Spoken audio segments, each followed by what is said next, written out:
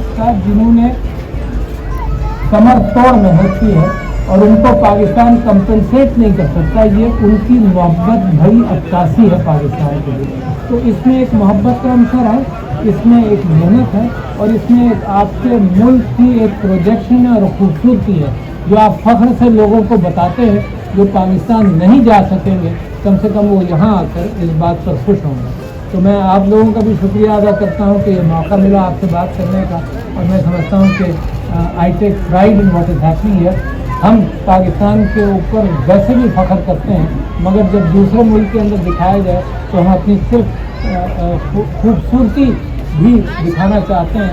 हमारे खिलाफ प्रोपेगेंडा हुआ, बहुत सारे इल्ज़ाम पिछले 20-25 साल में लगते रहे मगर इतना खूबसूरत और इतना अच्छा मुल्क है जिसके आप बाशिंदे हैं तो वो भी। फिर इसमें एक और चीज़ की हम उम्मीद करते हैं कि यहाँ पर लोग आएँ, देखें कि पाकिस्तान कितना पुरअमन है और पाकिस्तान के अंदर इन्वेस्टमेंट भी आए।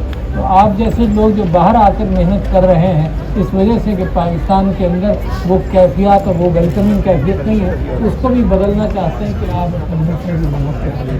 तो जनाब अली विद अपॉलजीज अगर डिस्कम्फर्ट हुआ और आप सब लोगों का शुक्रिया और इसका प्रचार बहुत कीजिए। Thank you.